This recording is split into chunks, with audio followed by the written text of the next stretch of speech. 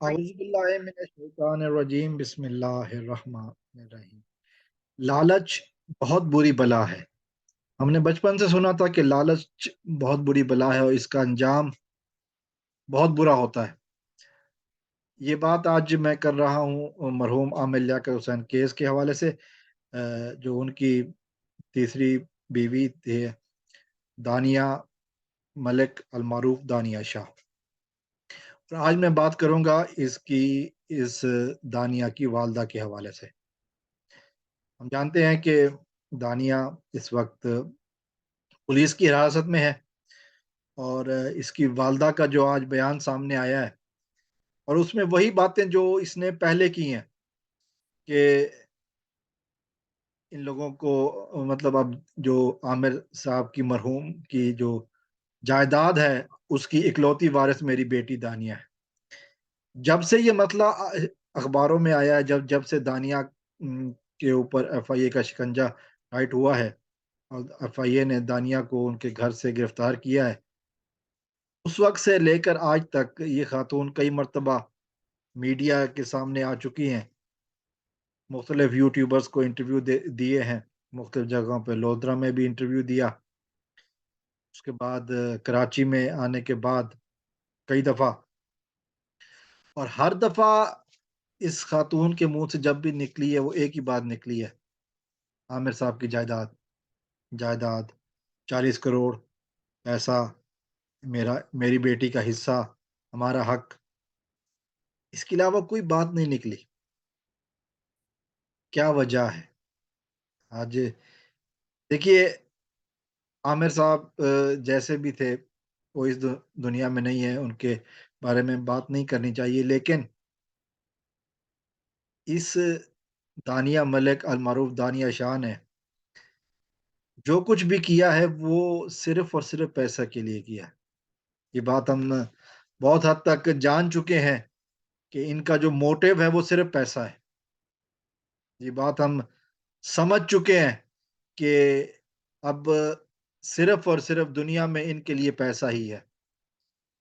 اس خاتون نے پیسے بنانے کے لیے اور غلط طریقے سے، تو ہوتا ہے نا کہ حلال طریقے سے بنایا جائے، نہیں، غلط طریقے سے پیسہ حاصل کرنے کے لیے، کمانے کے لیے نہیں، حاصل کرنے کے لیے اس نے عامر لیاقت حسین جیسے بڑے اور نامور اور مشہور شخصیت کا انتخاب کیا۔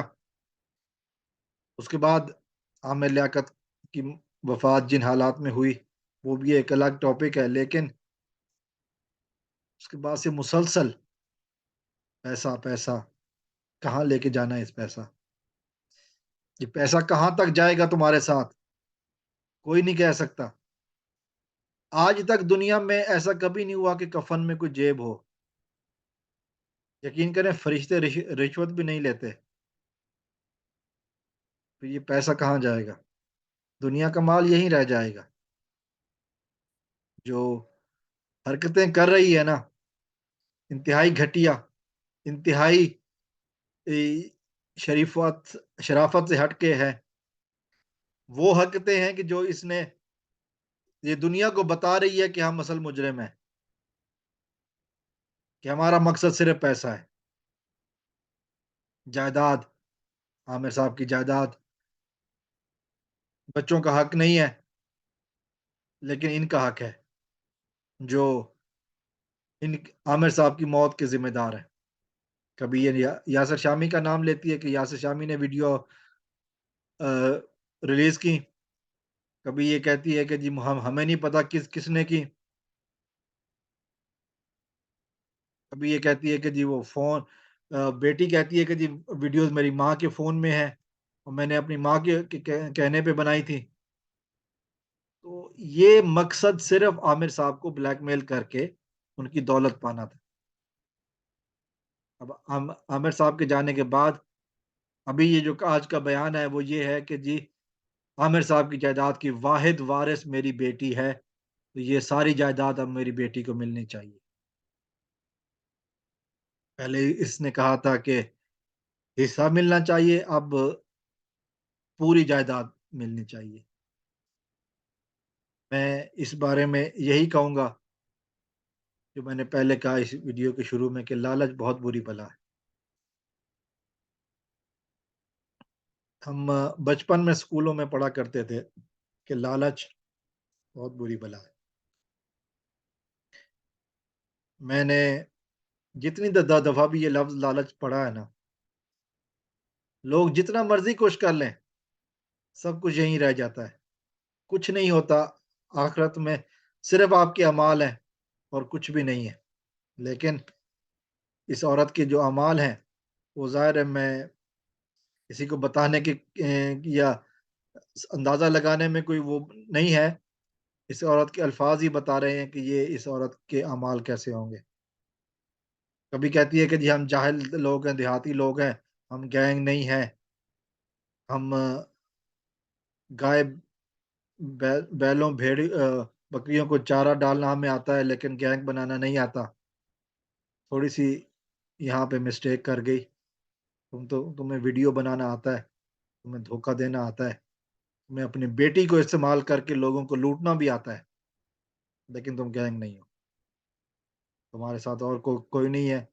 تم نے عامر صاحب کو بلیک میل کر کے پیسے نکلوانے تھے، لیکن تم گینگ نہیں ہو۔ تم نے اپنی بیٹی کا استعمال کر کے عامر صاحب کی دولت لوٹنا چاہی، لیکن تم گینگ نہیں ہو۔ تم نے ویڈیوز کے ذریعے عامر صاحب کو بلیک میل کرنا چاہا، تم گینگ نہیں ہو۔ تم نے اب جب بیٹی پھنس چکی ہے، اب تم جائیداد جائیداد کر رہی ہو، پیسہ پیسہ، دولت دولت، لیکن تم گینگ نہیں ہو۔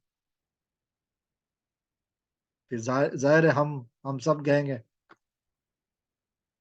اور اس کے علاوہ اور میں کچھ کہہ نہیں سکتا، چونکہ لگتا یہی ہے کہ اب بلی تھیلے سے باہر آ چکی ہے۔ اب تمہاری بیٹی کے ساتھ تمہارا بھی بچنا مشکل ہے۔ السلام علیکم ورحمۃ اللہ۔